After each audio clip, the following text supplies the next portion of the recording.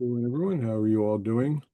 Hope you had a good weekend, although I know my East Coast family and friends got socked pretty good with a nice little winter storm. So I hope you are digging out and recovering well.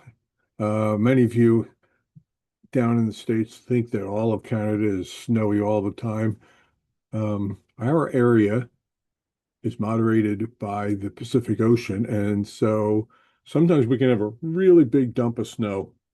Um, but this year, we haven't even had any snow yet. We did have a lot of rain, as you know, and a flood, but we haven't had a snowstorm yet, but there's still lots of winter to go yet. So anyway, I hope all is well with my East Coast family and friends. Now on to the matter at hand. Paul is talking about various relationships in Colossians 3 in which we ought to seek to honor the Lord within those relationships. Excuse me. If I was to ask you to compile a list of relationships where that would be an important principle and kind of put them in order of importance, you would probably agree with Paul. Marriage would be a good starting point. Family would be a good starting point. It's the third one on the list. That's really quite surprising here, because most of you would not have put the slave master relationship on the list. And yet Paul does that. And I was thinking about that yesterday, contemplating today's podcast. And I thought, what an amazing thing the gospel message is. The message of God's love and God's forgiveness is found in Jesus Christ, and how that has the potential to completely change ourselves and consequently our relationships with people around us. What Jesus did on the cross is an absolutely amazing, astounding thing. Carrying away our shame, taking the penalty for us so that he carried our guilt on the cross and then empowers us to godly living after we put our faith in Christ. It's a wonderful thing. And it has a way of getting into society at all levels. So I don't know if you've ever done this in your head where you were thinking about sharing the gospel with somebody, but you said, oh, they'll never come to the Lord. Oh, I've done that a few times in my life, always regretted it. You and I never know when and where the gospel will penetrate into people's lives.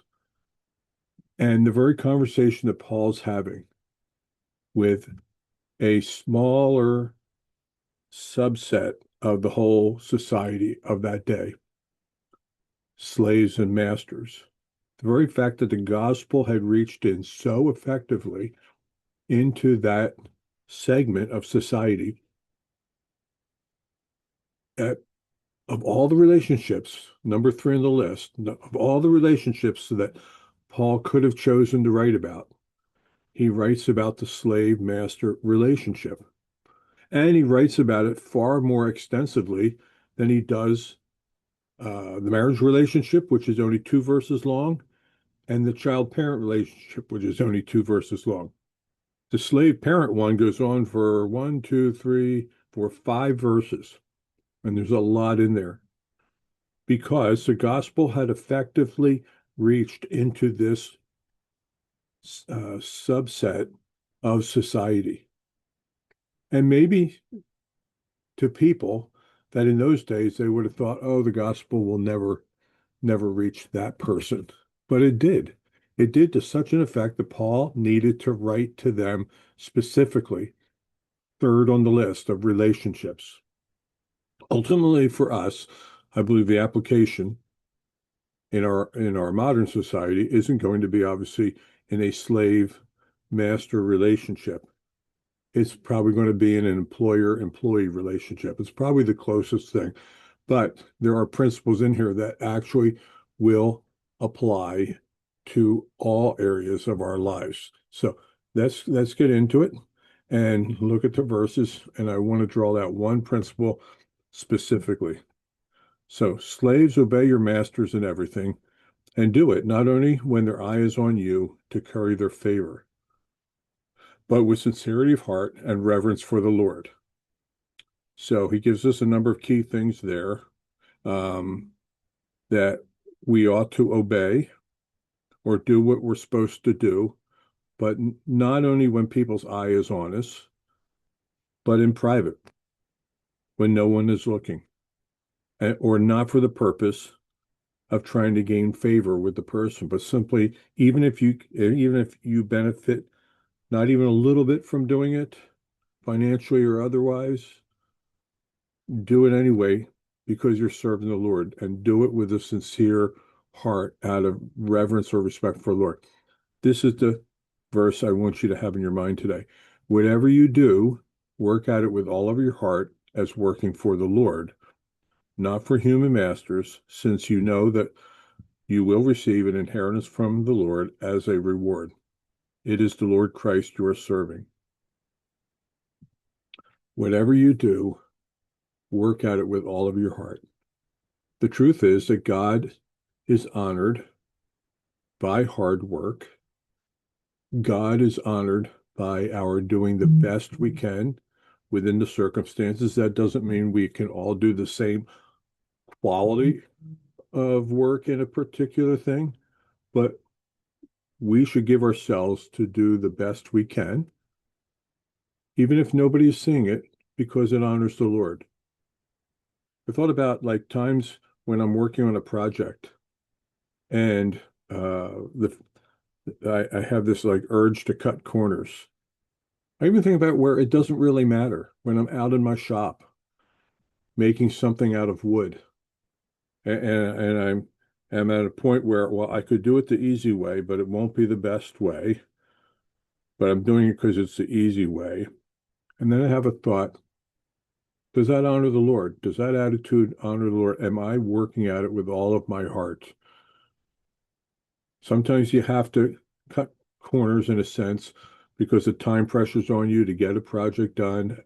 You might not you might not have sufficient time to do it as well as you might under normal circumstances. I'm not talking about that. I'm talking about just in general. Are you and I willing to work hard and do the best we can, whether anybody's looking? And this isn't just about service to the Lord or what goes on in the church. Should the preacher do the best sermon that he can? Yes. And sometimes, like the really well-known preachers today, people like to pick on them. Oh, they're just in it for, uh, the public recognition, or they sometimes they get, I don't know, challenged in different ways. And I think, well, don't we want them to do their best? There's nothing wrong with it being not entertaining, very interesting to listen to, that draws me in, that he does it in a way that draws me in. That's not a bad thing. I remember when we started going to a church here in Abbotsford that had contemporary service with a very good band leading the worship. And it was a very different style than I was used to up to that point. And I sat there for the first few weeks and largely watched. Sometimes I didn't know the song, but largely watched. And sometimes, like even during the song, what do they call it, a riff or whatever, where it's just the musicians playing and nobody's singing. And some people would say that's entertainment, that's not worship. That's not true. God gave them an ability to do music. I don't have that ability, but God gave it to them. And they ought to work at it with all they have and do the best they can in it. And in doing that, it honors the Lord. It's not for show. It's simply using what God has given them in the best way possible because it honors the Lord. Now, that's true in church, but this is not about church. This is about, we'll call it an employment situation. Not much of an employment because you're a slave and they're a master, but even in that, even in that setting, doing the very best that they could with the attitude, I'm doing this because I'm serving the Lord. Maybe he's working out on the farm as a slave. Maybe he's, having to make things or cut up uh, rocks into smaller rocks for construction or all kinds of mundane jobs. Paul's saying, even in what the world considers a mundane job, you and I, if we work at it with all of our hearts, can do it to honor the Lord. So whatever you do, work at it with all of your heart as working for the Lord and not for human masters, because you know that the Lord is watching and the Lord is the one that will reward. That's my word of encouragement for you today.